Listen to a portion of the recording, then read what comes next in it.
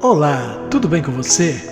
Nova meta, 10 mil inscritos. Obrigado a você por sua participação, por gostar de história e por dar relevância às que passam por aqui. Alegrias, tristezas, vitórias, derrotas, conta o nosso esforço pela boa luta. Compartilhe nosso conteúdo. Juntos vamos atingir esta meta. 10 mil inscritos está logo ali. E para isso, curta mais um dedinho de prosa. Né? Então eu sou a Tânia Macedo. Tânia Macedo. Nasceu onde, Tânia? Eu nasci em Santo André. Santo André. Vim morar no Rio Grande da Serra, eu tinha 2 meses de vida. Morar em Rio Grande, você veio Sim. mesmo? Porque acho que você morava em Ribeirão, né? Você mora em Ribeirão. Não, a minha família morava em Santo André e estava construindo em Rio Grande da Serra. Então eu nasci lá e vim pra cá com 2 meses de vida. Pra Rio Grande. Fui batizada naquela igrejinha que foi reconstruída. Linda, né? Naquela capelinha. Uhum. E aí fiquei até os 20 anos aqui, morando aqui, na Santa Teresa. Estudou por aqui também? Estudei no Cassiano Ricardo, fiz o pré no Raquel Silveira Monteiro. Olha, Raquel, primeira pessoa que eu entrevisto que estudou na Raquel. Estudei no Raquel. Todo estudou lá no Cassiano, mas ninguém estudou. Depois eu fui pro Cassiano. Aí quando inaugurou a escola Edmundo na Santa Teresa, Edmundo lá na Santa Teresa. Eu fui pra lá, fiquei um período, mas não me adaptei porque eu gostava do Cassiano Ricardo. E aí eu voltei pro Cassiano e terminei os estudos por lá. Era elite, né? Elite, né? Ah, eu não sei. Porque assim, como eu estudei no Raquel, e os amigos que eu tinha eram os amigos que estudavam no Cassiano. Então eu tinha mais amizades com o pessoal lá da Vila Figueiredo, lá, né? Do que da Santa Teresa. Então eu fiquei com saudade e acabei voltando pra lá. Bacana. Então você fez até o colégio, a formação de nível médio lá? Fiz até a 8ª série. Aí eu comecei a fazer o primeiro ano de magistério e aí eu tive que parar. Sim. Porque foi quando aconteceu o acidente do meu pai, então eu trabalhava em 2 lugares e chegava na escola muito cansada, não conseguia... Como era o nome do seu pai? Adelino. Adelino. E o seu Adelino sofreu um acidente de quê? De moto. De moto, seu Adelino. Foi. Nossa, cara. Ele sofreu um acidente de moto em Mauá. Foi, acho que 90, se não me engano, 91, por aí. Sim, bacana. E aí você parou seus estudos ali? Parei os estudos, aí eu me mudei para Ribeirão, eu não casei. Casou, né? Primeiro casou, casei, né? Casei. O Príncipe Encantado, achou o Príncipe Encantado. E aí eu fui para Ouro Fino, eu morava em Ouro Fino. Ouro Fino. Depois eu voltei aos estudos. Então, quando eu voltei aos estudos, eu voltei fazendo supletivo. Porque já tinham passado muito tempo, né? Tá. E eu já trabalhava em escola. Já trabalhava na creche. Então, eu fui terminar os meus estudos, porque eu parei para ser mãe, né? E aí eu fui terminar os estudos no supletivo, em Ribeirão. Terminei o supletivo, ingressei na faculdade, fui fazer pedagogia. Pedagogia, que não podia faltar. Né?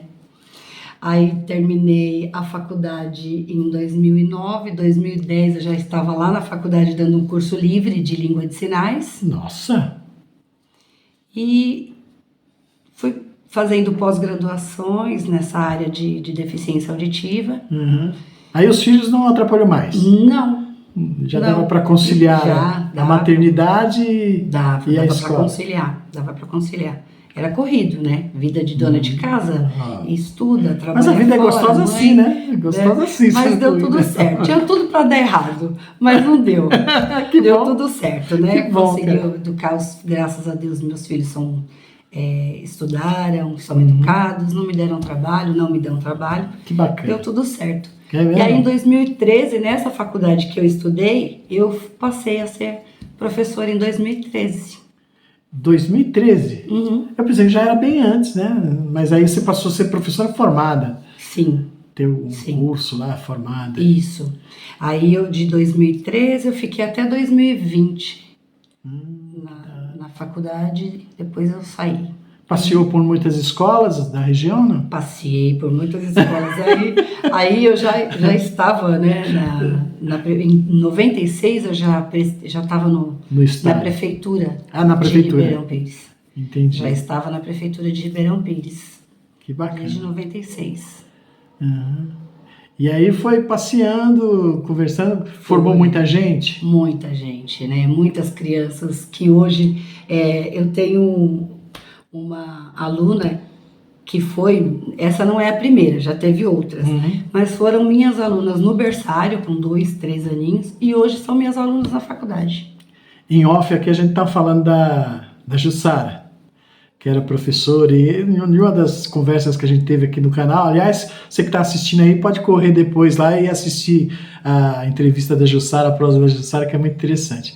Mas ela falava que hoje ela tinha um choque, que os pequenos eram adultos agora, e ela tinha que educar os filhos dos alunos dela. Sim. Passou por isso também? Também. No ano retrasado na minha sala de aula, eu tinha duas crianças que eram filhas de alunas que eram bebês quando eu cuidei. Ou seja, eu já estou na segunda geração, né? Segunda geração. Já está pegando a segunda. Já, eu falei agora, mas acho que não vai dar tempo de pegar a terceira, né? Porque aí me aposento antes. Se aposentar. Aposento antes, né? Porque... Aí já é muito tempo também, né? Aí vai virar professaura. Professaura mesmo. A mistura de professor com dinossauro. Aí fica. Muito boa essa. Essa eu não tinha ouvido ainda. A mistura de professor com dinossauro. Legal demais. E fala pra gente dessa experiência. Como é que é dar aula? Olha, imagina você ter um dia turbulento, um dia exaustivo em casa, com problemas, com coisas do dia a dia, com preocupações. E quando você põe o pé na sala de aula, isso acaba. Sabe? Quando você vê o sorriso da criança, você vê o desenvolvimento da criança, a criança aprendendo, principalmente as crianças que têm deficiência, que são desafios pra gente, né? São desafios porque você não sabe qual que é o potencial daquela criança. Então a gente vai descobrindo, né? E a gente descobre coisas surpreendentes sobre as crianças. Então isso renova as nossas energias. Isso renova as minhas energias. Eu falo que a gente sabe, quando vai prestar o concurso, você sabe qual é a sua função, sabe qual é o seu salário, né? As dificuldades que a gente vai passar, mas a gente arrisca. Porque o amor pelo trabalho, pela profissão, pelas crianças, ele é muito maior do que qualquer problema do dia a dia. A gente consegue lidar com essas dificuldades com muito amor. Caramba, você está sendo muito lúdica aqui, muito poético até. Mas é mesmo. Porque o que a gente vê, o que eu vejo de gente reclamando e falando, eu sou casado com uma pessoa que é professora também, porque ela reclama nossa, você vem aqui com uma visão tão bonita, tão...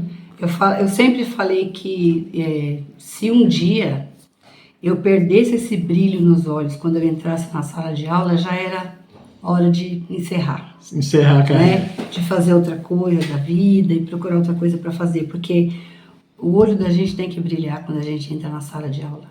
Sim. A gente tem que entrar todos os dias como se fosse a primeira vez. Interessante.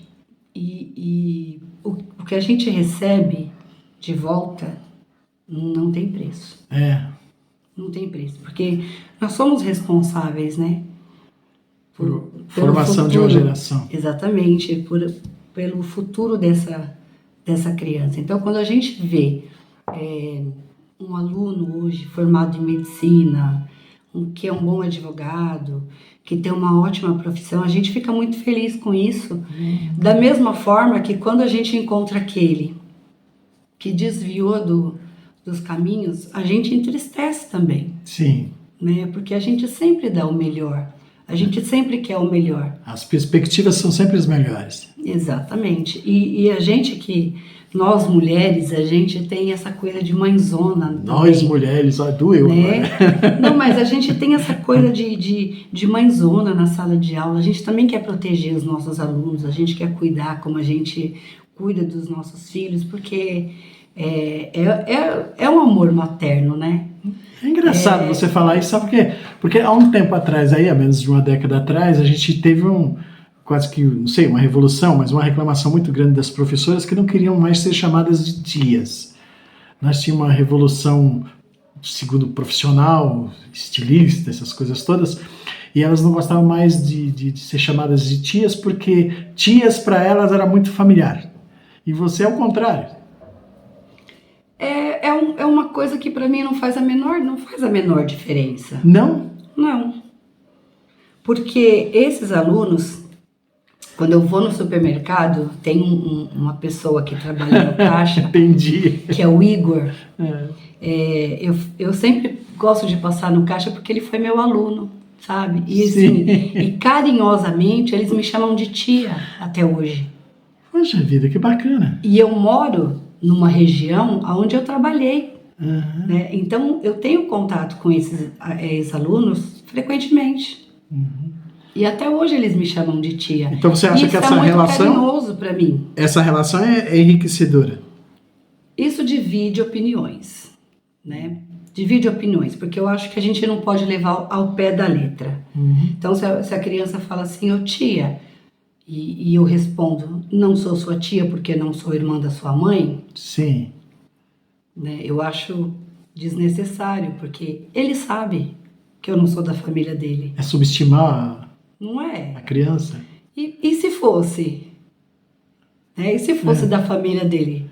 Uhum. Qual o problema? E se ele quer me considerar como se fosse da família? Se ele te adotou? Exatamente.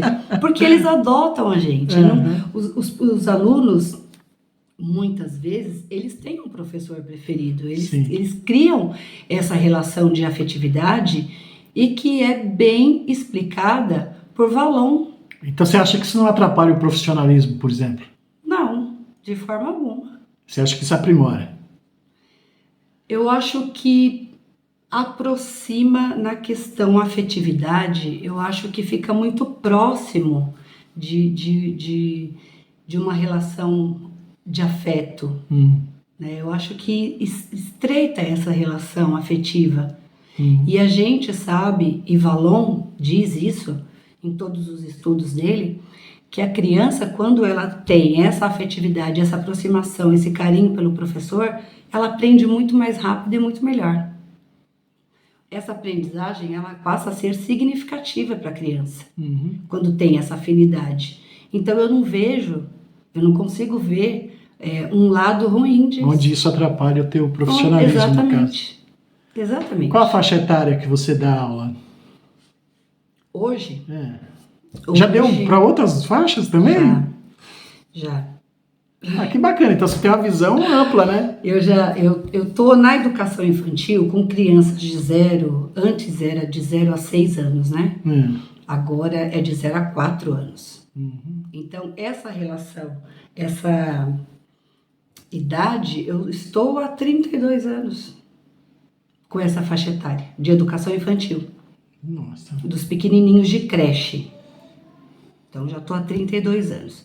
No ensino superior eu trabalhei 7 anos na FIRP, né, na faculdade. Depois eu saí e hoje eu trabalho no ENAL, também nos cursos de licenciatura de pedagogia, de educação física. Caramba! Você pegou lá do 0 ano até o professor, formando professores. E teve em 2010, eu trabalhei no estado também com ensino fundamental. Que eu tinha 2 alunas surdas no estado. Então a minha experiência com o ensino fundamental foi menor.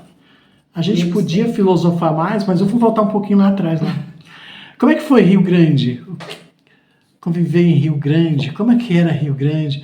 Rio Grande é uma cidade perto da 4ª maior cidade do mundo, parece até um subúrbio de São Paulo, mas é uma cidade interiorana, né? De ruas pequenas, de pessoas muito próximas. Como é que foi esse convívio aí? Muitas pessoas acham que Rio Grande da Serra é o interior, né? Não o é? interior de São Paulo. Sim. Pelas características, né? A Não gente poderia até se enquadrar aí, né? Não Nessa... Eu acho. Mas eu sempre gostei muito de Rio Grande da Serra. Eu gosto das pessoas daqui. Eu sempre gostei muito de morar em Rio Grande da Serra. Tanto que, né, eu ainda tenho meu pezinho. De vez em quando eu tô por aqui, venho fazer feira, sim. venho visitar os amigos, comer um pastel na feira, porque eu sei que eu vou encontrar as pessoas. Que bacana, né? sim. Eu tenho... feira em Rio Grande é o top, Nossa, né? Da galáxia. Quem você quiser encontrar, você encontra na feira de Rio Grande da Serra, né? E é bacana porque os amigos que eu tinha no pré, eles são meus amigos até hoje. Que bacana. Né? Essa relação de amizade, elas nunca se romperam. Elas sempre existiram. E parece que faz bem pra você, né? A política de Rio Grande da Você Serra... tinha que sujar tudo, né? Participei bastante durante muito tempo. Olha, eu mudei para Ribeirão Pires, mas eu não conseguia transferir o meu título para votar em Ribeirão. Então, durante muito tempo eu vinha para cá para votar. Por quê? Dia de eleição é outro dia que você encontra todo mundo na sessão que você vai votar, né? Bacana. Os amigos todos. Então, eu não queria romper esses laços, né? Eu não queria cortar esses encontros, né? Porque eles são tão importantes, tão bons. Dia de eleição a gente é terrível. E relembrar a infância, relembrar as brincadeiras na rua, que a gente brincava na rua. Naquela época a gente podia brincar na rua, né? Sim. Ficava até tarde na rua. Então eu tenho essas lembranças boas. Hoje ainda continua, viu? O pessoal fica na rua até tarde. A gente tem que gritar com eles para sair. Bom, mas vamos lá. Bacana essa relação com o Rio Grande. Legal demais. Achei que você não tinha, mas você tem essa relação. Eu tenho. E sabe o que eu sinto falta? Do quê? De um museu. Cara, nós sabe aquele lugar que você chega? Porque teve uma exposição uma vez, que eu acho que, se não me engano, foi lá no Fundo Social. Sim. E eu estive, né? Então você vê aquelas fotos do dia 7 de setembro, aniversário da cidade, aqueles desfiles cívicos, né? Aquilo vai passando um filme, você olha e você fala, nossa, eu lembro dessa pessoa, lá em cima do palanque ou desfilando. Nossa, eu lembro dessa pessoa. Aí você fala, nossa, que fim levou, né? Aí lembro dos professores, do João Araújo, da professora Irineia. O Franco. Nossa, poeta. Muito, né?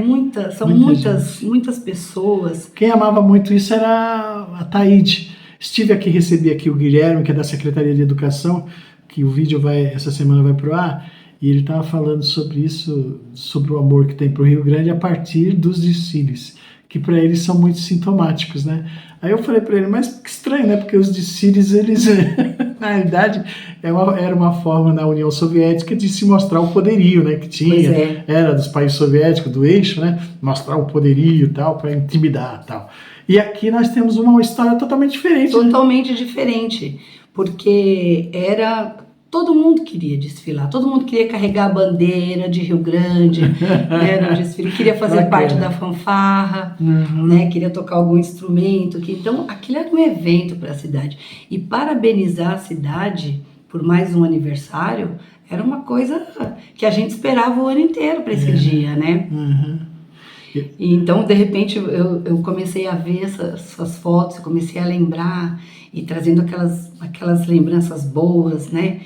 A memória afetiva que a gente tem. Aí eu falo, poxa vida, né? Isso precisa ser mais divulgado, mais lembrado. Precisa ser exposto, tem que ter um lugar que a gente queira, toda vez que tiver saudade, a gente vem, né, para ver. Eu sinto falta de um museu na cidade. Sim.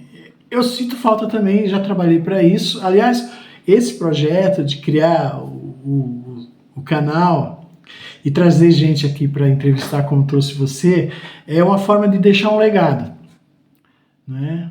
Então essa entrevista sua aqui vai durar enquanto durar o YouTube, tá lá bom, você falando sobre suas saudades de Rio Grande e você se mostrando um pouquinho, porque eu acho interessantíssimo. Na pandemia nós perdemos a Taíde dos Santos, que é um ícone da cidade. Aliás, os desfiles só aconteciam muito por conta do Ataíde. E assim, perdemos muitas outras pessoas que, infelizmente, a gente vai perder na memória, as novas gerações não vão lembrando mais. Essa coisa, Rio Grande ainda tem muito dessa coisa da feira, ainda tem, mas não tem a memória dos seus cidadãos ilustres, né? A dona Ceci, da APAI, foi embora, a gente não vê homenagens a ela nem na APAI. Então tem muita coisa que a gente tem que preservar. Então o canal é um pouquinho disso, acho que o museu seria bacana também. Eu gosto da ideia, quem sabe um museu virtual até, né? Bacana pra caramba. Mas aí você foi para Ouro Fino, se casou, pegou o príncipe encantado e foram para Ouro Fino. Tiveram quantos filhos? 2 filhos. 2 filhos? Só? Poxa vida, você estudava muito, né? 2 meninos. Não assistia novela? Você assistia muito. Hoje um já tem 27 anos e o outro tem 31. Já estão encaminhados. Eu tive contato com você por conta de um projeto que a gente ia fazer, que ainda agora foi para a gaveta, mas uma hora vai sair da gaveta, que era sobre surdos e mudos. Eu queria me aprofundar, mergulhar nessa coisa do surdo e mudo. Surdo e mudo, como é que apareceu para você? Bom, primeiro a gente não usa esse termo surdo-mudo, era usado muito na antiguidade. Sim, tá vendo? Né? Já tá me chamando de antigo. Era usado, mas na antiguidade mesmo. Estou falando de 100 anos atrás. Nossa. Né? Muito tempo. Agora judiou de mim.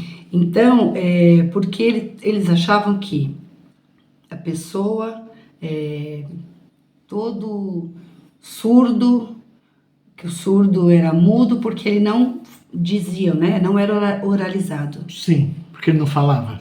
Porque ele não falava.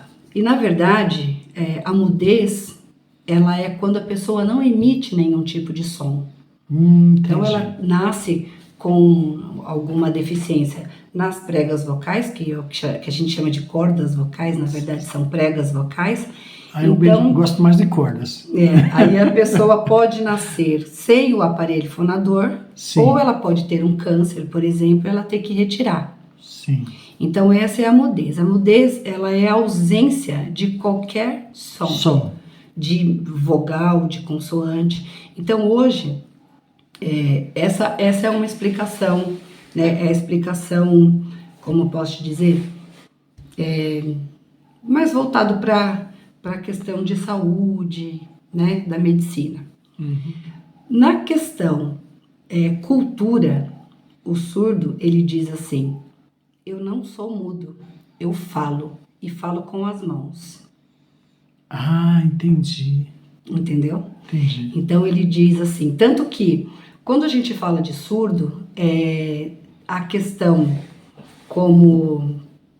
Me fugiu a palavra agora, mas como na questão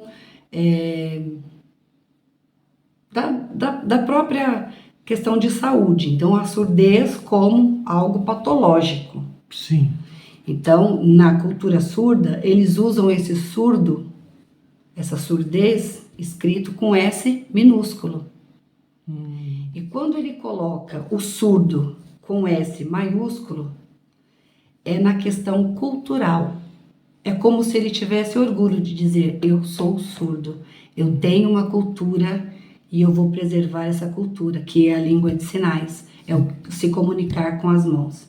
Sim. Então são essas duas questões que eu gosto sempre de deixar, né, claro, porque às vezes a gente não conhece e é importante a gente conhecer. Mas tem a pessoa que é só surda, porque ela, assim, ela só não ouve, mas ela tem a capacidade ela de não falar. fala as palavras porque ela não ouve Sim. a pronúncia. Sim. Então por isso que ela não fala as palavras, né? Ela não é oralizada. Tá. E existe pessoas que nascem sem um aparelho fonador e que não tem nada a ver com surdez, ela ouve perfeitamente. Sim. Ela ouve perfeitamente, mas Sim. ela não fala. Ela só não fala, né? E é uma deficiência muito rara, a mudez, a pessoa nascer com mudez. Muito rara, né? Muito rara. Eu conheci só uma garotinha de 12 anos, em toda essa minha trajetória, só essa garotinha. Então, só para exemplificar, se a pessoa solta algum grunhido, alguma voz que não seja nem inteligível para você, ela não é... Não é muda. Não é muda. Porque ela emite som. Entendi. Tá? Então, essa... Aí vamos voltar à pergunta, né? Eu já ia voltar lá atrás. Como é que você, depois dessa aula toda, né, que eu fiquei até sem graça, mas... Não, mas não era para deixar você sem graça, né? Mas é muito comum a gente, na sala de aula, quando eu entro, que eu tenho uma turma de Libras, eles falam surdo-mudo, né? E eu faço essa explicação, mas assim, não na intenção de dar bronca, não. Não, tranquilo. É só para a pessoa entender mesmo, né? Mas eu fico triste só um pouquinho depois, já que eu tô rindo, fica tranquilo. Questão patológica, questão cultural, né? Mas... Deixa eu fazer, antes de você... Agora você vai me explicar, que eu fiquei curioso. Eu estou muito curioso sobre isso, mas ninguém me responde. Por que Libras? Libra... Por que essa linguagem tem esse nome? A sigla. Porque é uma linguagem. É uma sigla. Sim. Então ela quer dizer língua brasileira de sinais. De sinais. Por quê? Por que brasileira também? Eu pensei que... Por que brasileira? Porque todo tinha. Todos os países têm a sua língua falada, a sua língua oral. Sim. E todos os países têm a sua língua de sinais. Elas são diferentes em cada país. Entendi. Então existe a língua mexicana de sinais, a língua chilena de sinais, a língua americana de sinais. Que não é Libra. Que não é Libras. Entendi. Porque a Libras, ela chegou no Brasil por volta de 1855, por Dom Pedro II, através de um francês. Ele trouxe esse francês para o Brasil para ensinar os professores a trabalharem com a educação de surdos. Entendi. Então, a nossa língua, ela vem da língua francesa. Então, alguns sinais, eles são semelhantes à língua francesa, né, de sinais. Porém, ela sofre as alterações por conta da cultura. Nós temos uma cultura no Brasil, então tem alguns sinais que são específicos, por exemplo, os estados, né, cada estado do Brasil tem o seu sinal, porque conforme a população necessita dessa comunicação, então novos sinais são criados entre os surdos, né? Inclusive nessa nova linguagem, nesse internetês, né? Essas palavras que vêm surgindo, né? Vem surgindo muitas palavras. Até pouco tempo a gente não existia essa palavra WhatsApp, Facebook. Então, o uso da língua faz com que ela permaneça, que ela cresça, que ela se modifica, que ela evolua. Como a língua portuguesa passa pelas suas... Então, Libras é só no Brasil? Só no Brasil. Né? Até tentaram fazer uma língua chamada Gestuno ou Gestuno. Que seria universal. Que seria universal, mas não deu certo. Não deu certo. Ela acabou virando uma língua morta, né? Por falta do uso. Então, ela passa, né? A língua, ela passa pelas modificações. A língua de sinais, ela passa pelas modificações como a língua portuguesa, né? Cai o hífen, entra o hífen, saiu a trema. Então, ela também se modifica. Tem os sinais que é antigo, tem sinais que aqui em São Paulo é de uma forma, e aí lá na região do sul a mesma palavra tem um outro sinal, e aí ela vai tendo essas variações. É como a mandioca macaxeira e aipim, né? Dependendo da região, ela tem um nome, mas a coisa é a mesma. Sim, e muda a partir da evolução da cultura e etc e tal. Mas como é que foi que você entrou nesse mundo aí? Aí, olha, quando eu era criança, eu cresci com 2 amigos surdos, né? Nossa, 2 amigos? Uma amiga que tinha mais ou menos a mesma idade que eu, e ela usava muito, porque naquela época só tinham as escolas especiais, né, de surdos. Então era mais difícil aprender a língua de sinais naquela época, a menos que fosse para uma escola de surdos. Então, mesmo nas APAES, assim, não tinha essa evolução da língua de sinais, né, para o surdo, assim, de se desenvolver. só com a língua de sinais. Então, usavam-se muito os sinais caseiros, sinais eu sei como é que é. parecidos, né, para identificar. Cada familiar tinha um sinal. Gritar, né? Gritar. Porque, por exemplo, esse sinal é o sinal de papai, antigamente, por conta do bigode. Ah, tá. Então, esse sinal é um sinal antigo, né, que ele perdura. Até hoje, tem surdos que usam esse sinal. Sim. Mas muitas vezes aprendiam esses sinais em casa. Pela característica da mãe, a característica do pai, né? Porque o surdo, ele faz, o sinal é de acordo com a sua característica. Então, se a mãe tem um cabelo comprido, aí dava o sinal para ela do cabelo comprido, aí a gente já sabia que estava falando dela. Então, eram muitos sinais caseiros. E esse vizinho, ele já tinha... Ele era muito mais velho que a gente. Entendi. Então, ele sempre foi tratado como um surdo com deficiência intelectual. Porque durante muito tempo isso foi ligado. Essas duas deficiências, elas eram ligadas. Sim. A surdez com uma incapacidade. Eu acho que até hoje ainda as pessoas ainda Exatamente. Acha que o surdo não é inteligente, não consegue aprender. Então, porque isso vem de uma cultura da época de Aristóteles, na época de Platão, muito na antiguidade, que eram ligados. E ainda existe essa questão. Então, ele usava essa gestos, não eram sinais, eram gestos, a gente conseguia se comunicar com ele. E ele nunca estudou. Sim. Eu acho que ele faleceu aos 80 anos, mais ou menos, e ele nunca estudou, nunca foi para a escola. Mas ele brincava na rua com a gente, brincava de bola, brincava de bicicleta, porque ele sempre foi tratado como uma criança que não tinha condições de ir para a escola, né? Escondido, nunca né, aprendeu. pelos pais, pelas famílias. Exatamente, sempre, né? Tem aquela coisa escondido para a sociedade não ver. Exatamente. E às vezes nem era por maldade, viu? Era para proteger mesmo, para que não sofressem, para que não fosse motivo de piada, né? Então a família fazia essa sobreproteção, muitas vezes até para proteger. Mas só o fato de esconder já marca a pessoa, né? A pessoa já se sente humilhada. Sim. Eu sei disso porque tenho um irmão assim. E eu olho como a família olha para ele. Então, muito antes dele não falar, já tem a vergonha dele estar lá. Sim. Isso me incomoda demais. Mas vamos lá. Cara, como é que você... Aí você, vendo a dificuldade dele, você... Uma determinada época da vida, que eu imagino que você não começou por aí, sendo professor, aí você diz assim, eu vou estudar Libras, eu vou... Foi assim? Eu tô contando histórias de quando eu tinha 10 anos. 10 anos lá, né? 10, 12, né? Toda a minha infância toda naquela rua, porque eu frequentava a casa deles, dessa família, porque a sobrinha, né, dele era minha amiga desde o pré, minha amiga até hoje. Então, a gente era muito juntas ali, Sim. brincavam juntas.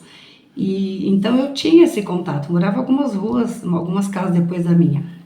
E a condição dele te incomodava, te alertava, sei lá? Eu sempre quis aprender, me comunicar por gestos, até então, mas eram gestos, não tinha esse conhecimento que era uma língua, né? Depois, mais pra frente, acho que foi lá pra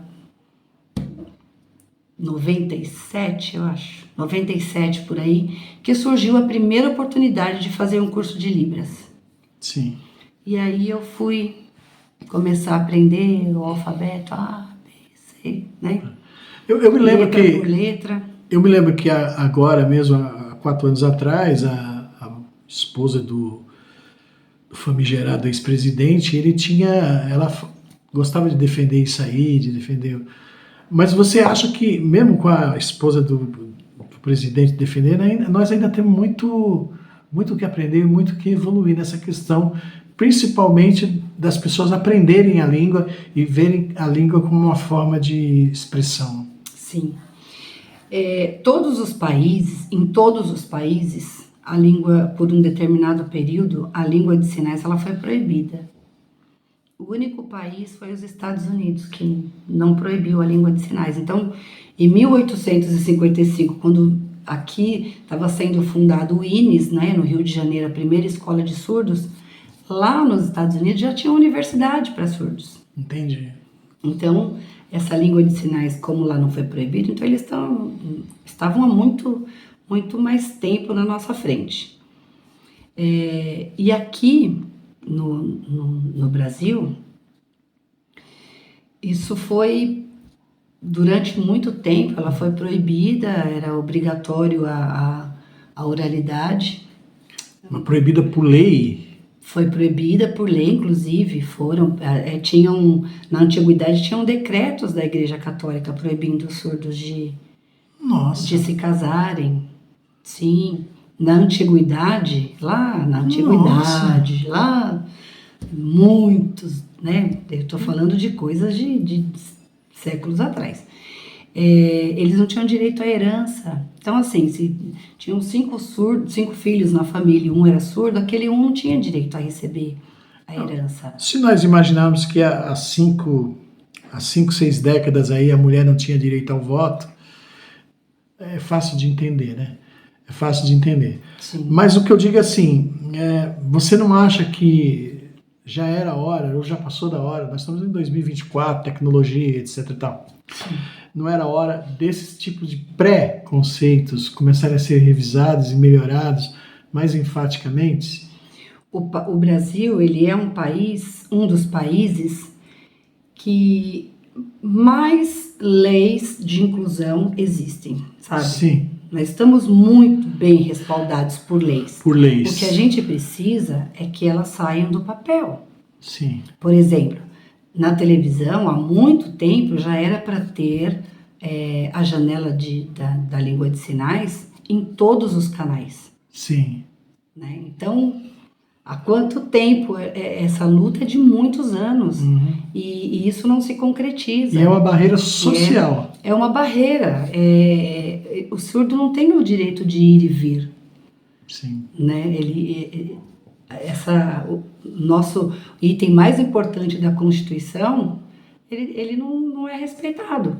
Porque o surdo ele não consegue ir ao médico e relatar para o médico o que ele está sentindo. Exatamente. Ele não consegue coisas simples, como comprar um sapato, porque não existe a comunicação. Sim. Né? Então, quando a gente fala das deficiências, o surdo, por mais que a gente não tenha rampa, que a gente não tenha acessibilidade arquitetônica na cidade, o surdo, ele é o que mais sofre. Sim. Porque imagina você com muita dor, uma cólica renal, por exemplo, e você chegar num hospital morrendo de dor e você não conseguir dizer isso. Sim. Né? E não é só a questão da comunicação, mas como é que eu lido com as minhas dores, com os meus sofrimentos? Ele sofre calado. A questão da dignidade humana, né? Porque nós falamos, a gente pode desabafar com um amigo, Sim. A gente pode procurar um psicólogo, um terapeuta, que possa nos ajudar diante de uma frustração, de algum problema que a gente tem, até mesmo da rejeição familiar. Sim. Mas ele sofre calado, porque como é que ele se comunica? Não, é verdade. Como é que ele fala sobre isso? Uhum. Como é que ele se relaciona com pessoas? Conhece alguém, vai namorar, vai casar? Uhum. E são coisas simples que eu vivo isso muito na prática. É fazer um boletim de ocorrência. Uma surda que foi violentada, ela foi estuprada, ela precisou de um intérprete para fazer o acompanhamento dela. Coisa. Nossa. Então, eu acompanho surdas, mulheres surdas, em consultas ginecológicas. Ou seja, já é um constrangimento. Nossa, demais. Não é? Uhum. É um constrangimento. Então, você imagina viver isso uma vida. Uhum. Uma vida toda, né?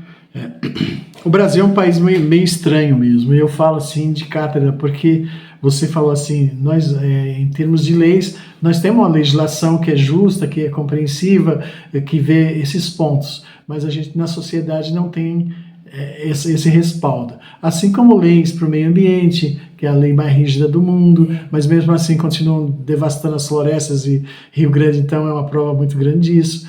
E é estranho, né, que um país que consiga pensar, pelo menos minimamente nisso, não consiga, como é que eu vou fazer?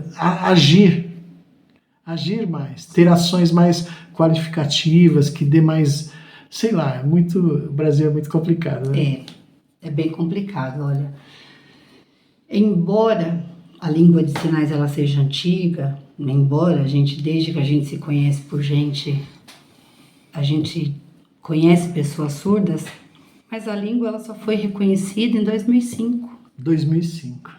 Que foi sancionada a lei. Até então, o intérprete, que eram os filhos, né? Os filhos eram intérpretes, sim. Não existia uma formação de intérprete. Sim. Então, ela foi reconhecida, a profissão, muito recentemente. Ainda não existe, por exemplo, se um médico, se ele tem um erro no procedimento, eu tenho onde denunciar esse médico, né? Eu tenho onde denunciar um engenheiro que a casa caiu. Embora nós passamos... intérprete... Exatamente. Bem, né? E o intérprete, quando ele é um intérprete ruim, não tem onde denunciar, porque ainda não existe, né, um órgão onde a gente possa denunciar o intérprete. E a responsabilidade do trabalho, ela é muito grande, porque se eu estou fazendo uma interpretação de uma palestra, de uma fala, eu tenho que ser fiel àquilo que eu estou ouvindo e transmitindo. Eu não posso colocar palavras na sua boca. Uhum. Né? Então, isso pode desconstruir a carreira de alguém, desconstruir um discurso de alguém, um estudo de alguém, um negócio por conta chamado de uma conceito, informação ruim, né? Isso, Então, eticamente, é complicado essa... Né? É tão importante quanto um médico ou enfermeira que não executa o seu trabalho direito. E como é esse olhar da professora? Você não falou ainda direito quando foi da vida que você resolveu, porque você é formada nisso, né? Sim. Como é o nome do curso mesmo? Desculpa, fui... Então, a minha formação inicial é pedagogia. Então, eu sou pedagoga. Depois, eu me especializei em deficiência auditiva, surdez e língua de sinais. Que é uma pós-graduação. Uhum. Depois eu fiz uma outra pós-graduação como tradutor e intérprete de Libras, né? Uhum. E aí, não satisfeita, eu queria também aprender um pouco de Braille, aprender um pouco sobre mobilidade, orientação e mobilidade. E aí eu fui fazer uma outra especialização que foi deficiência visual, e a tecnologia assistiva, né? O uso da bengala, o uso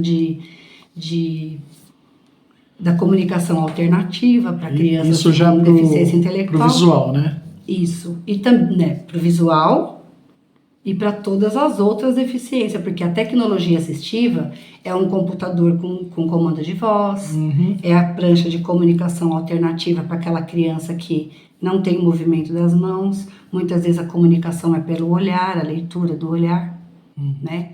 E aí é tecnologia assistiva, então ela abrange mais essa área de adaptar o material de acordo com a deficiência e a necessidade de cada aluno. A tecnologia tem ajudado bastante nisso. Bastante, mas ainda tem algumas coisas que ainda custam muito caras, né? Tudo é caro, né? Quanto mais específico, mais caro. Porque o aluno precisa de um computador e precisa de um software que faça a transcrição, né? Entendi. Pro áudio, né? Faça a questão de descrever os ambientes, né? Tem um óculos hoje que já faz a leitura, né? De onde você está, conforme você vai passando, ele vai fazendo essa leitura de placas, e transformando numa linguagem que vai fazendo em comando de voz. Puxa, que legal. Então tem muita coisa que já, né, já foi descoberto. Por surdo, por exemplo, uma camisa que ele consegue sentir o som através das vibrações que tem nessa camiseta. Então são muitas coisas, mas que é para o futuro, né? Faz diferença para quem tem dinheiro e quem não tem. A gente tira uma base pelos carros adaptados. Quantos cadeirantes existem e qual é a probabilidade dele ter um automóvel adaptado para ele? Para que ele possa sair da cadeira de rodas e ir no supermercado e viver uma vida independente. Eu vou até pro anterior, eu vou... Qual a probabilidade dele ter um emprego? Né? Essas coisas são realmente... São as coisas básicas, né? E qual são olhar? mínimas, né? Que eles deveriam ter, né? No mínimo, né? Mas qual o olhar que você, que é uma pessoa que seguiu essa trilha, qual é o teu olhar do aluno dito normal para esses alunos dito diferentes? Como é que você vê isso? Qual a leitura que você faz de tudo isso aí? Deve te dar um cabedal aí de... Olha, essas diferenças, né, que a gente fala, são as diferenças características, né? Quem tem olho azul, quem tem olho castanho, quem é cadeirante, quem não é cadeirante, quem é vidente, quem é cego. Então é só uma característica. Mas, é o que eu falei, o Brasil está bem respaldado pelas leis. A Lei Brasileira de Inclusão, ela tem um capítulo para cada coisa, o capítulo da saúde, o capítulo da educação. Então, quando você pega, por exemplo, o capítulo da educação, está dizendo que a criança com deficiência tem direito a um professor auxiliar. E isso não acontece. Não acontece. Né? Como tantas outras coisas mais simples, né? Existem salas com professores auxiliares, mas é assim, é um professor auxiliar e tem 3 autistas na sala. Então, por mais que o professor queira desenvolver um bom trabalho, ele encontra essa dificuldade. Ele encontra, porque esse aluno com deficiência, ele não é do professor auxiliar, ele é meu aluno. Então, eu não posso deixar ele o tempo todo na mão do professor auxiliar. Eu tenho que ter responsabilidade que ele precisa ser alfabetizado e a professora sou eu. Então, ao mesmo tempo que a gente quer fazer, a gente não consegue fazer. Mas isso não é um reflexo de um país em que quase 90% da população quase não tem nada, ou vive de uma base de salário mínimo, para 10% que tem quase tudo e 1% que tem tudo. Não é não é essa diferença que você está falando aí, que não dá para todo mundo ter, porque infelizmente... Também, né? A criança que tem uma condição de pagar a fonoaudióloga, né? Fazer um trabalho, os tratamentos que devem existir. Por exemplo, você pega uma criança, um autista não verbal. O professor não vai trabalhar essa questão da fala, da linguagem dele, né? Lógico que as atividades complementam, né? Ajudam ali na oralidade, mas esse trabalho é um trabalho do fonoaudiólogo. Então, se a família tem dinheiro e consegue pagar, ou tem um convênio, ele consegue ter esse atendimento. Nas entrelinhas aí, eu senti assim que você está falando do professor em sala de aula, a lei que agora tem, que as escolas têm que ofertar vaga para essas pessoas ditas diferentes aí. É isso que você quis colocar? Quando a gente escola fala da educação inclusiva. Isso. Aí você acha que esse professor aí, ele não vai suprir essa necessidade? Por mais que ele queira, né? Por mais que ele tenha paixão pelo trabalho dele, que o olho dele brilha quando ele entra na sala, ele não consegue desenvolver. Existem outras necessidades, outras técnicas. Porque ninguém faz nada sozinho, né? Então, por isso que existem as salas de recurso dentro das escolas, né? Que é onde o aluno, no contraturno, a gente trabalha essas dificuldades dele. A dificuldade é a concentração. Então, através de jogos, de brincadeiras ali, mais voltado para as atividades lúdicas, eu desenvolvo essa habilidade da atenção sem que seja na aula de matemática. Não, eu entendi. As salas de recurso. Então, assim, são salas de recurso, são psicopedagogos que inclusive vão na escola e orientam os professores de qual é o melhor lugar para aquela criança sentar. Porque se ele tem um déficit de atenção, ele não pode sentar na janela. Interessante. Se ele tem um déficit de atenção, ele não pode sentar na porta, porque passou alguém no corredor, pronto, ele já distraiu. Então, essas orientações, elas são dadas pelo psicopedagogo, né? E aí tem a questão do fonoaudiólogo, que vai atender ele fora do horário da escola, porque ele não pode faltar na escola para ir nas terapias. Mas você não acha que o que falta primeiro é a aceitação da sociedade, a aceitação que precisa ser ajudado, que precisa ser visto? Não, porque a sociedade não vê desse jeito. Nós tivemos um presidente, né, que tirou todos esses negócios aí, que queria mudar o estilo de educação, em que essas pessoas fossem separadas, porque na visão desse diretor, desse ministro da educação, essas crianças não eram para serem visualizadas, não eram para estar na escola, não é? Então, se a lei ela fornece a visão que nós falamos antes, que ela era escondidas, né, a família por proteção ou por qualquer outra coisa escondia elas, a lei disse, não, elas têm que aparecer, elas são frutos da sociedade, elas têm que estar lá. E aí você vê a própria sociedade dizendo de novo, não, tira daí porque não está dando certo. O que você pensa disso aí? Tem os retrocessos, né? Boa, retrocessos. Retrocesso, porque foi uma luta muito grande. Imagina. Foi uma luta muito grande para conseguir chegar aonde nós chegamos. Eu falo nós porque eu faço parte dessa luta também. Você faz parte da sociedade. É uma luta que não é só do surdo-mudo, que não é do diferente. Não. É uma luta de toda a sociedade. É uma luta de quem se preocupa, de quem fala de igualdade, de quem fala, né, de quem quer viver num país onde todos têm o mesmo direito. Bacana. Né? E assim, voltar ao tempo e colocar eles numa escola separadas, né? Sim. Porque nós passamos por 4 momentos, né? Nós passamos pelo momento da exclusão, que era quando eles não tinham direito de ir para a escola, ficavam em casa. Em casa.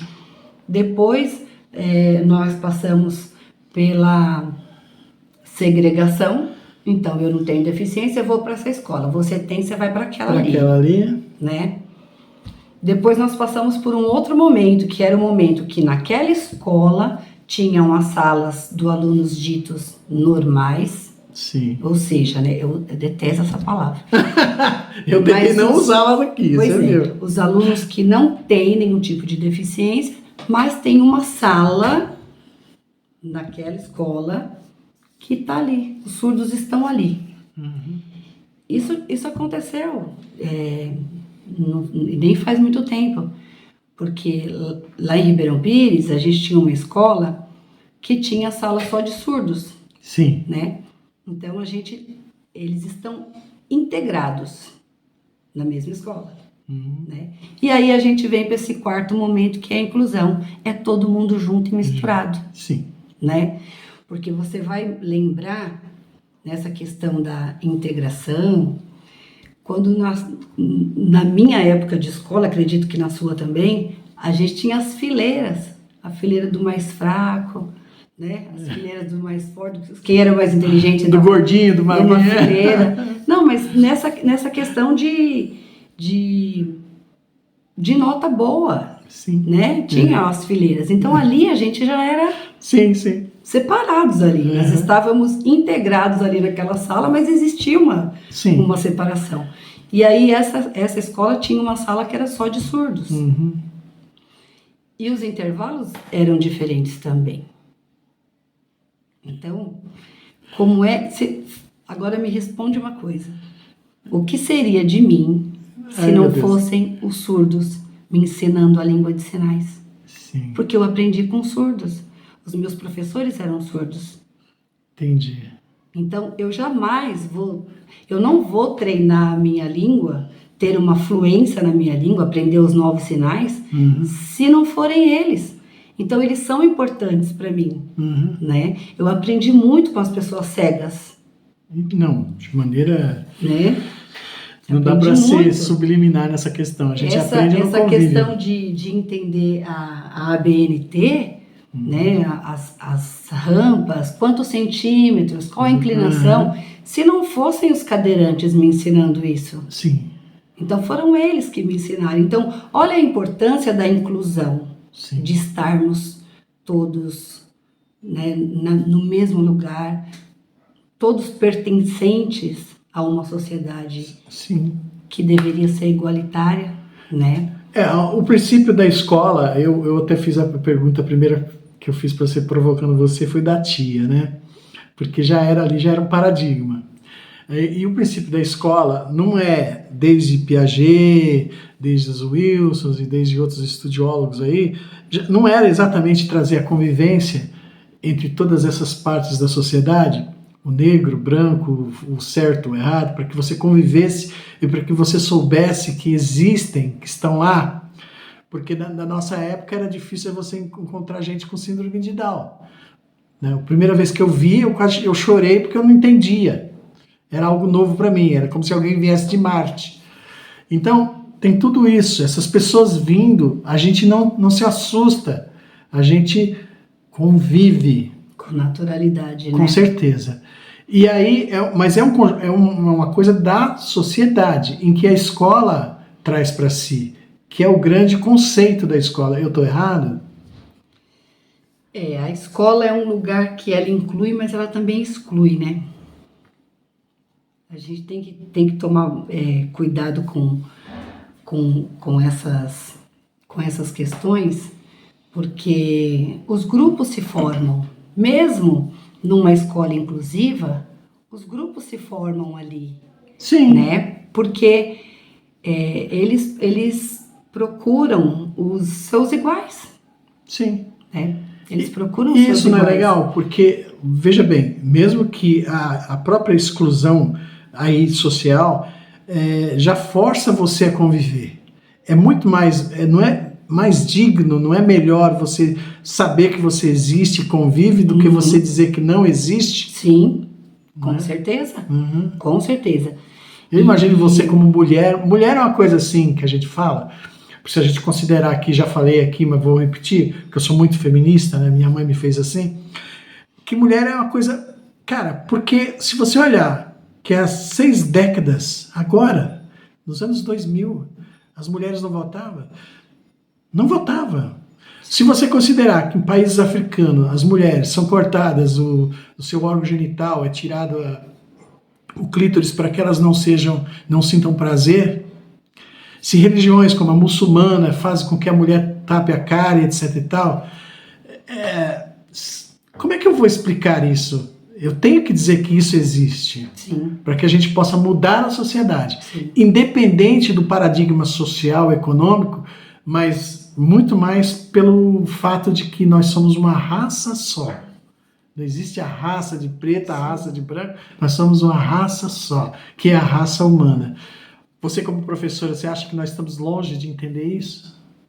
Eu digo no parâmetro geral, né, no geral. Eu acho que a gente tem um longo caminho a percorrer. Mas você falando dos africanos, as pessoas com deficiência também, as mulheres também, elas eram esterilizadas para não terem filhos, né? E hoje, a gente sabe de histórias horripilantes. Horripilantes. E hoje, a lei, ela tem um capítulo, um capítulo que é garantida a fertilização. Sim. Né? Para essas pessoas que, por exemplo, uma pessoa que sofre uma lesão medular, ela dificilmente vai ter, né, a sua vida sexual volta a ser o que era. Então, isso impede muitas pessoas de serem pais, né? Sim. E aí eles têm esse direito da fertilização.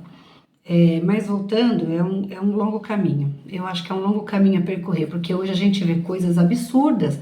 A gente vê, por exemplo, aquele jogador, o Vini Júnior, ele é chamado de macaco por pessoas que têm a mesma cor que ele.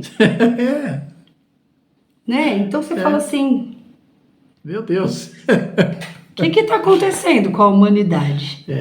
Não é? É uma que forma tá da gente não se acontecendo? aceitar, da gente se sentir superior. Exatamente. É uma coisa esquisita aqui. E hoje, uma das coisas mais difíceis que a gente encontra nos conselhos de pessoa com deficiência é essa coisa de eu tô lutando em nome de uma população com deficiência. Então as pessoas ainda estão participando de conselhos, mas defendendo a sua própria causa. Ela está ali porque o meu filho precisa disso. Sim, eu estou aqui porque eu vou lutar pelo direito da minha filha. Sim. Você entendeu? Sim. É muito... Você entender que é o direito do ser humano. Exatamente, porque assim, é o da sua filha, mas é o da filha do outro, Sim. do filho do outro. Então, o que se conquista de luta, e para isso eu parabenizo as mães atípicas, né? Porque eu estava em Brasília em 2012, na Conferência Nacional, e eu vi essas mães unidas, elas estavam lá, nós estávamos todos juntos, lutando para que o autismo fosse reconhecido como uma deficiência, incluído nos direitos que as outras deficiências traziam, os mesmos direitos. Sim. Não é? Porque se eu estou com um filho que é autista, que ele não tem paciência de ficar na fila, ele tem que ter um atendimento prioritário para ele. Entendi. Porque ele surta. Sim. Né? Então são questões, a mãe que tem um filho autista, né, as mães atípicas, que os filhos são grau 3 de suporte, que são aqueles severos, ela não consegue trabalhar. Sim. Ela não tem uma escola para deixar o filho dela o dia todo, né, para que ela trabalhe. Então ele também tem o direito de receber o benefício. Entendi. Né? Então eu participei e presenciei essa luta e foi sancionada lá naquele dia pela na época presidente Dilma, né, que sancionou essa lei, e hoje melhorou muito a qualidade de vida deles, de ter essa reparação. Então hoje a gente tem autistas em todos os lugares, dentro dos locais de trabalho. É uma característica diferente. Sim. É só uma característica diferente, né? Então dá outras oportunidades para eles, assim como as pessoas com síndrome de Down, que hoje a gente encontra eles no mercado de trabalho. Mais normalmente. Né? Porque antes eles não tinham. Antes eles nem chegavam na adolescência, porque eles morriam antes. Sim. Né? Professora, Einstein estava certo? A tecnologia ultrapassou em muito a nossa humanidade? Olha... Fiz você pensar. Você fez eu pensar. Porque existe o lado bom e existe o lado, né? Muitas... as relações pessoais, interpessoais, elas foram bem prejudicadas por conta da questão do uso, né? Não estou falando que né, na questão da tecnologia, mas o uso demasiado da tecnologia, elas separaram as famílias, né? As relações. Hoje você vai no restaurante, está todo mundo no celular, não tem conversa, né? Então isso, por um lado, é ruim. Mas por um outro lado, agora mesmo a gente estava falando de, né, já tem um robô que coloca as pessoas tetraplégicas de pé para elas andarem. A gente não pode achar que a tecnologia é apenas o celular ou as mídias sociais. Exatamente. Tem muito mais já existe uma comunicação visual usando o computador, onde descreve aquilo que a pessoa está... Né? Então, até que eu não sabia, você que contou aqui. Né? Existe muitas coisas que a tecnologia, se não fosse a tecnologia, né, não teria esse... Na pandemia, nós passamos por 4 anos de pandemia, 4 com esse ano, né? Mas, assim, eu ainda acho que nós estamos aí, que ainda teve alguns casos, etc e tal, mas vamos lá.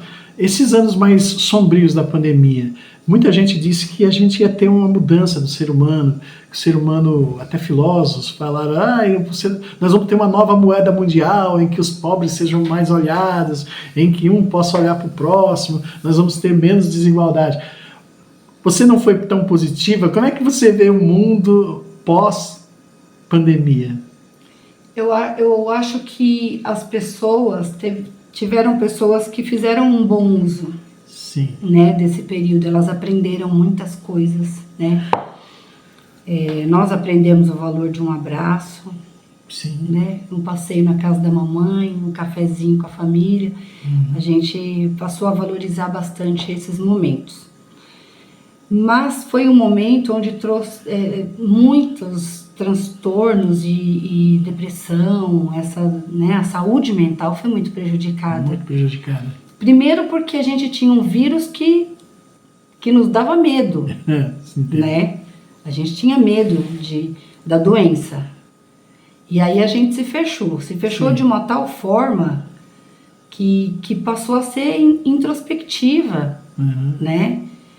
E aí tem um lado bom, teve pessoas que estavam em casa, tiveram mais tempo para estudar, para fazer uma faculdade. Então, eu sempre analiso os dois lados, sabe? É assim, porque eu nunca é feito só de uma coisa. Eu sempre analiso os dois lados. Eu, na pandemia, perdi 25 quilos. Aí? É. Eu não perdi nenhum. Emagreci 25 quilos, porque houve uma preocupação que os obesos, né? Eles tinham a probabilidade de morrer era muito maior, né? Assim. Então eu falava assim, não, eu não quero fazer parte desse grupo de risco. Então assim, houve uma preocupação com a saúde, isso é sem sombra de dúvida, né? Sim, virou paradigma moderno. Porque se eu uso a moderno. minha máscara, eu me protejo, mas eu protejo o outro, Sim. né? Então, houve uns cuidados com a saúde. Então, teve pessoas que praticavam esporte em casa mesmo, adaptou uma academia, tinha uma vida, né, ativa ali, despertou. Eu acho que depois da pandemia, eu acho que a procura por atividade física foi muito maior nas academias, pelo que eu vejo. Sei lá, não sei. Não sei te dizer. Vejo, porque as pessoas começaram a valorizar mais a saúde e a vida. Sim. E começaram a buscar coisas que faziam bem, né? Então, acho que elas leram mais, elas estudaram mais, tanto que abriu tanto curso em EAD, muitos cursos, muitas faculdades em EAD, porque era o que tinha, para hoje, né? Que é a evolução, né? Não posso sair de casa para estudar, vou ter que estudar em casa. Com certeza. Então, eu acho que teve esses dois lados, né? O lado positivo e o lado negativo. Quem tinha essa questão, o autista, por exemplo, né?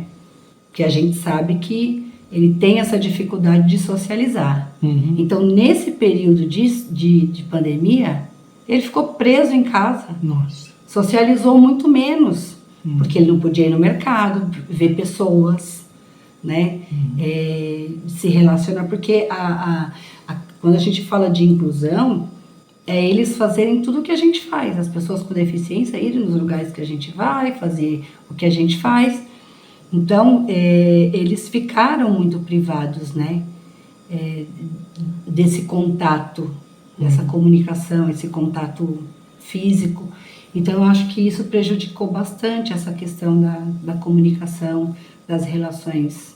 Né, Professora, foi maravilhoso tê-la com a gente aqui. Adorei a conversa, né? A gente já tem mais de 1 hora. Eu, infelizmente, vou ter que abrir para a senhora fazer as considerações finais. Mas antes, eu queria agradecer. Muito obrigado pela tua presença. Como eu disse para você, ia ser enriquecedor, né? E foi. Muito obrigado mesmo. E, cara, infelizmente, estou abrindo para você fazer as suas considerações finais, querida. Pois é, quando a Jussara falou para mim que você queria conversar comigo, eu fiquei um pouco preocupada, porque eu falei, nossa, mas, né, eu fiz alguns trabalhos durante a pandemia e a gente tinha algumas pautas que algumas pessoas me convidaram para a gente discutir, mas não tinha um assunto pré-determinado, mas eu aceitei o desafio. Falei, não, vamos conversar, né? E foi uma oportunidade muito bacana. Agora, né? Já quer ir outra, né? Vamos ver outra agora. Já vamos pensar num outro assunto, porque são informações que eu acho que precisam chegar nas casas, né? Para as pessoas. Bacana. Né? Para as famílias que têm filhos e familiares, né? Com deficiência. Então, essa foi uma grande oportunidade e eu é que agradeço pelo convite. Que isso. Viu, Noel? Muito obrigado pelo convite. Valeu, querida, obrigado. Curta dando seu like, compartilha para os seus amigos, se inscreva no canal, acione o sininho para novos vídeos.